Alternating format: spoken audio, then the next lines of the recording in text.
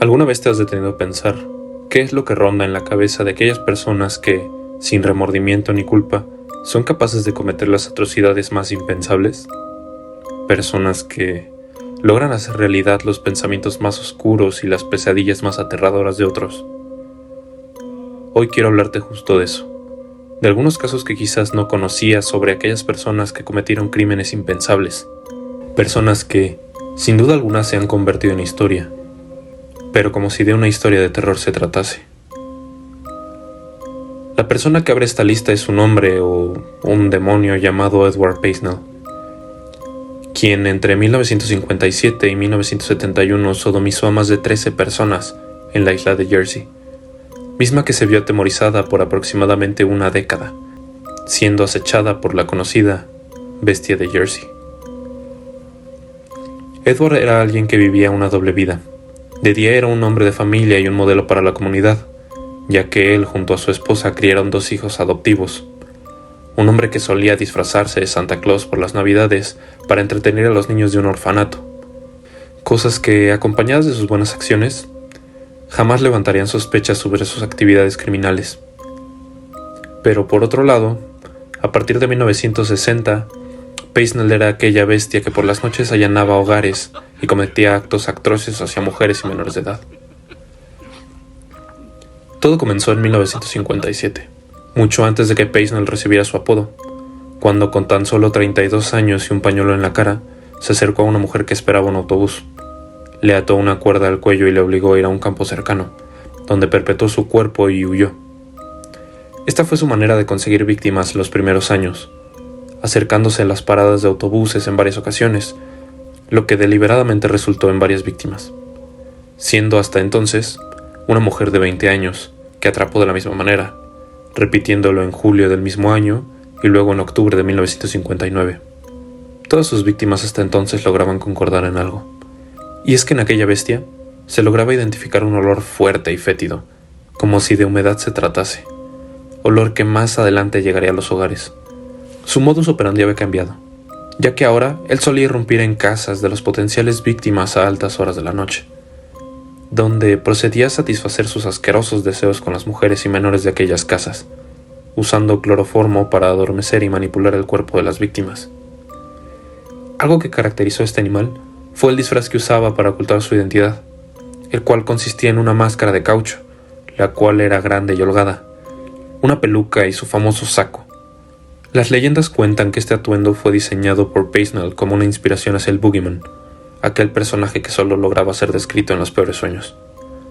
Durante 11 años seguidos, la isla de Jersey fue atormentada por esta bestia, hasta que una noche de 1971, Paisnell fue detenido por la policía por haberse pasado un semáforo en rojo. Y al ser interrogado, mencionó que se dirigía hacia una orilla. Los policías revisaron el carro y encontraron la máscara y el abrigo, por lo que fue inmediatamente detenido. Durante el allanamiento a su casa, la policía encontró una habitación peculiar, la cual Paisnell tenía asegurada y resguardada, prohibida para su familia. De ella emanaba un olor a humedad. Se encontraba repleta de ropa extraña y de un altar satánico. Además, se encontraron fotografías de algunas propiedades locales de sus víctimas, una espada y varios libros de ocultismo. El juicio de Paisnell comenzó el 29 de noviembre, pero el jurado tardó tan solo 38 minutos en deliberarlo culpable, siendo sentenciado a solo 30 años de prisión.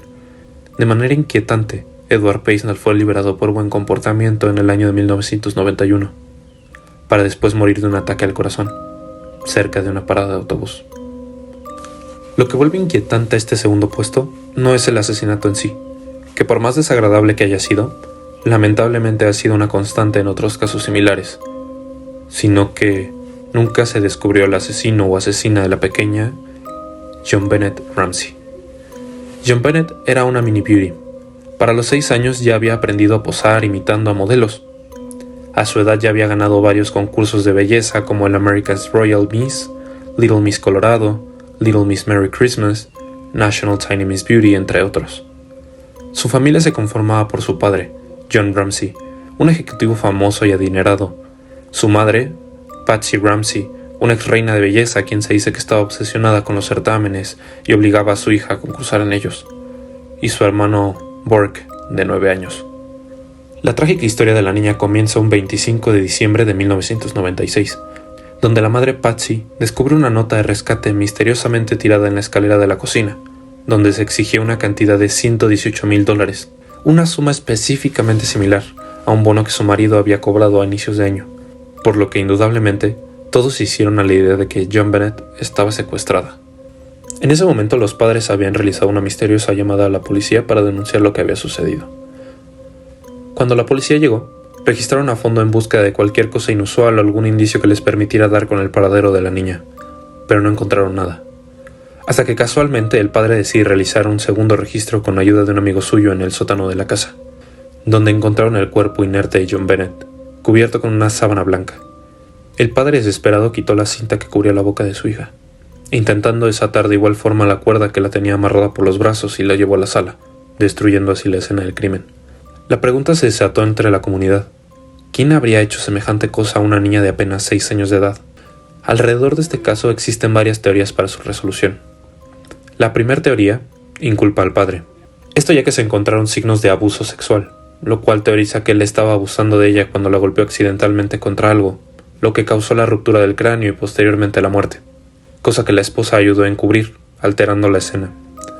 La segunda teoría dice que la madre de Joan Bennett es la culpable, incriminada por las cartas de rescate, ya que fueron escritas en hojas de una libreta que estaba en su casa, y además la llamada, ya que ella había mencionado que estaba sola en casa, aunque en verdad no lo estaba.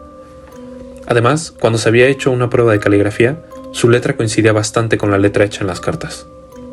La última teoría señala a Burke como el culpable, aunque todo el mundo lo ve improbable, ya que lo único que teoriza es que habría ocurrido un pleito entre ambos hermanos, lo que llevó a Burke a golpear a Joan Bennett con una linterna que se encontraba cerca de la escena del crimen, matándola accidentalmente. Desde el comienzo de la investigación, llamó la atención la actitud defensiva que tenían los padres Joan Bennett. También consideraron extraña la contratación de 2 abogados criminalistas, un investigador privado y otro de relaciones públicas. El hermano se consideró sospechoso a pesar de que en el momento del asesinato tenía tan solo 9 años, esto a raíz de un posible resentimiento que podría albergar, ya que quienes lo conocían aseguraban que era introvertido y tímido, y estaba celoso de no ser el centro de atención. Otro indicio que ayudaría a culpar al niño es una frase que le habría dicho a su psicóloga, 13 días después de morir su hermana, la cual decía: ahora estoy recuperando mi vida. ¿Y tú? ¿Con qué teoría te quedas? Por último, tenemos un caso que, si bien no fue tan sonado ni largo como los anteriores, no es menos perturbador. Este es conocido como el caso de la Dalia Negra, una joven aspirante actriz de apenas 22 años de edad, quien en 1945 fue víctima de un brutal asesinato. Elizabeth, quien era miembro de una pudiente familia, empezó a tener una obsesión por convertirse en una famosa actriz de la época, pero a causa de la Gran Depresión por las guerras, su familia perdió todo lo que tenía, por lo que su padre decidió abandonarlas. Elizabeth era conocida por tener gustos muy caros por la moda, el maquillaje y los peinados. Su objetivo siempre era resaltar para así abrirse un camino en Hollywood. Ella admiraba demasiado a Marilyn Monroe y aspiraba a alcanzar su nivel de fama algún día, por lo que para lograr su sueño, empezó a salir por interés con un doctor cirujano plástico muy famoso y de mucho dinero, quien se encontraba profundamente enamorado de Elizabeth. El objetivo de ella siempre había sido ser una famosa actriz, por lo que hacía hasta lo imposible por conseguir un mínimo de contactos. El doctor le había propuesto matrimonio, y ella obviamente lo negó, afectándolo drásticamente, dándose cuenta de que ella solo lo quería por su dinero e influencias. A pesar de todo y de su belleza, Elizabeth tenía inseguridades con su cuerpo, y con la esperanza de arreglarlas, se puso en manos de su novio cirujano. Pero él, muerto de celos, ya que muchos hombres le pretendían, decide terminar con su vida de la manera más macabra. Decide hacerle una cirugía, sí, pero desfigurándola por completo, rajándole de un extremo a otro las comisuras de los labios, simulando una maquiavélica sonrisa. Y ella, aún consciente, divide su cuerpo en 2, diseccionándola a la altura del ombligo. Esto junto con otras cosas post-mortem, como golpes, cortadas, disecciones, etc. Un caso de lo más perturbador. Así que tú dime, ahora que tienes conocimiento de estos casos y que eres consciente de las consecuencias, voltea a ver a gente por las calles. Mírales los rostros y pregúntate si alguna vez te has cruzado con lo que sería un potencial asesino.